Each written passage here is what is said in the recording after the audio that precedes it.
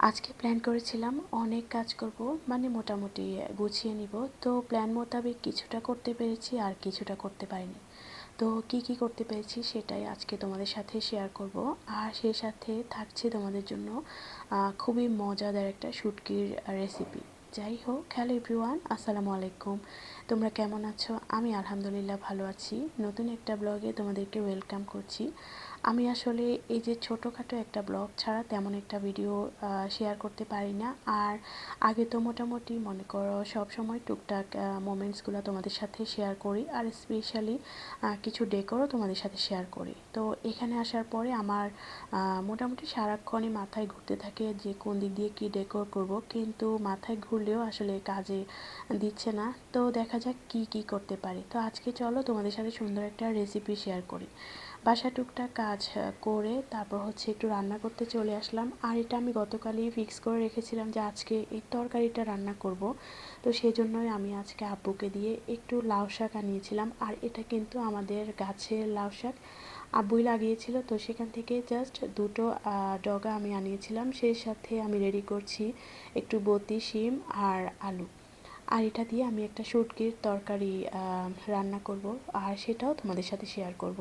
তো রান্নার জন্য সব কিছু প্রিপেয়ার করে তারপর কিচেনে চলে আসলাম। আর আজকে যেটা রান্না করছি এটাতে মোটামুটি কম তেলই লাগে, আর তেল না দিলেও চলে, তাও আমি 2-1 ফোঁটা দিয়েছি। আর এটা কিন্তু অল্প তেলেই বেশি মজা। আমি পানির মধ্যে এখানে থেতো করা রসুন আর হলুদ মরিচ দিয়ে দিয়েছি। আর পেঁয়াজটা আমি দিতে ভুলে গিয়েছিলাম, পরে আমি একটা বলক দেওয়ার পরে তারপর দিয়েছি। পানিটা কয়েকটা বলক দেওয়ার পরে আমি শুটকিটা দিয়েছি। আর শুটকিটা আমি সেদ্ধ হওয়ার জন্য ওয়েট করব। আর এদিক দিয়ে আমি আরেকটা রান্নার প্রিপারেশান করে নিচ্ছিলাম, মানে সেরের জন্য একটু মাছের ভুনা করব। তো সেটাই প্রিপেয়ার করে নিচ্ছিলাম। তো এটার রেসিপিটা আজকে আর দিলাম না, কারণ এটা আমি অনেকবারই দিয়েছিলাম।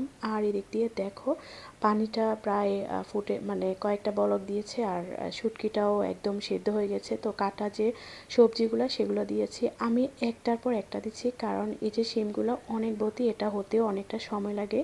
তাই আমি আগে শিম আর আলু দিয়েছি, টমেটো দিয়েছি, কিন্তু শেষে দেখলাম যে বাসায় বেগুনও ছিল। তো বেগুনটা সেদ্ধ হওয়ার পরে আমি একদম শেষে শাকটা দিব। আসলে কি সব কিছু একসাথে দিলে না একদম খিচুড়ির মতো হয়ে যায়, মানে বেশি বেশি একদম সেদ্ধ হয়ে কেমন জানি জগা খিচুড়ি হয়ে যায়। সেজন্য আমি একটার পর একটা দিয়ে তারপর এটা ভালো করে রান্না করে নিয়েছি। তারপর একদম শেষে ধনিয়া পাতা, কাঁচামরিচ। আর দেখো রান্নাটার কালার মাশাআল্লাহ এত সুন্দর এসেছে, আর এটা কিন্তু খেতে এত মজা। তোমরা এটা বাসায় ট্রাই করতে পারো। আর যারা আমার মতো তেল মশলা ছাড়া খাবার খেতে পারো না, আমি বলবো তাদের জন্য একদিক দিয়ে ভালোই, অন্তত তেলটা তো কম খাওয়া যাচ্ছে। যাই হোক, আজকের ব্লগটা এখানে শেষ করছি। তোমরা ভালো থাকবে, ভালো লাগলে অবশ্যই একটা কমেন্ট করবে। আবার তোমাদের সাথে কথা হবে। তোমরা ভালো থেকো, আল্লাহ হাফেজ।